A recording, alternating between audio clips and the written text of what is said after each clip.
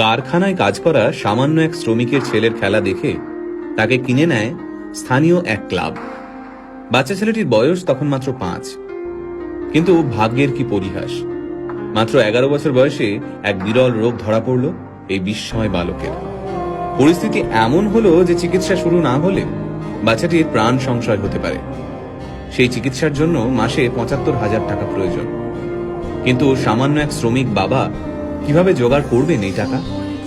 স্থানীয় যে ক্লাবে ছেলেটি খেলতো তারাও এই বিপুল পরিমাণ টাকা দিতে অস্বীকার করল।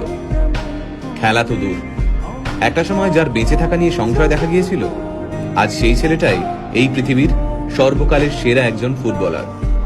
হ্যাঁ, ঠিকই ধরেছেন। আজকের ভিডিওতে আমরা কথা বলবো লিওনেল মেসিকে নিয়ে। 1987 সালে আর্জেন্টিনার রোজারিওতে জন্ম হয় মেসির। বাবা কাজ করতেন স্টিল ফ্যাক্টরিতে, মা ছিলেন সাফাই কর্মী। হাঁটতে শেখার আগেই ফুটবল নিয়ে কসরত করা শিখে যায় ছোট্ট মেসি। পায়ে বল নিয়ে যেন জাদু দেখাতে পারত ছোট্ট ছেলেটা। তার খেলা দেখে মাত্র 5 বছর বয়সে তাকে কিনে নেয় স্থানীয় এক ক্লাব। ছোট্ট মেসির খেলা দেখতে দূর দূরান্ত থেকে মাঠে ভিড় জমাতো দর্শকরা।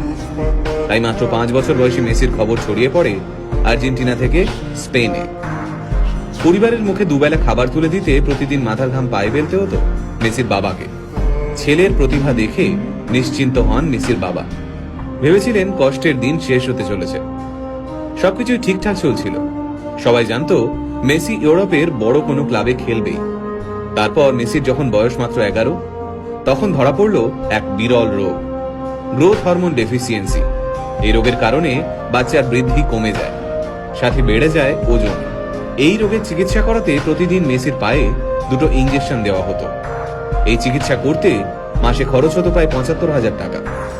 মেসির পরিবারের পক্ষে এই বিপুল পরিমাণ টাকা দেওয়া অসম্ভব হয়ে দাঁড়ায়। আর ওই সময় মেসির ক্লাব এই বিপুল টাকা দিতে অস্বীকার করে।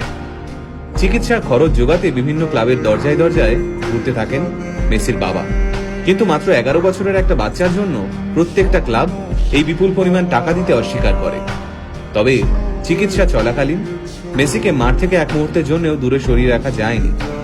সেই সময় ওই মাঠে উপস্থিত ছিলেন ফুটবল ক্লাব বার্সেলোনার এক প্রতিনিধি। মেসির পায়ের জাদু দেখে মেসিকে স্পেনের বার্সেলোনায় নিয়ে যেতে চান সেই প্রতিনিধি। হাতের কাছে কোনো কাগজ না থাকার কারণে একটা ন্যাপকিনেই কন্ট্রাক্ট লেখা হয়। তাতে সই করেন মেসির বাবা। সেই বহুমূল্য ন্যাপকিন এখনো মেসির কাছে রয়েছে। তারপরের ইতিহাস আমরা সবাই জানি। বার্সেলোনায় ইতিহাস তৈরি করেন তিনি। বিশ্বের সামনে বার্সেলোনাকে সেরা ক্লাব হিসেবে তুলে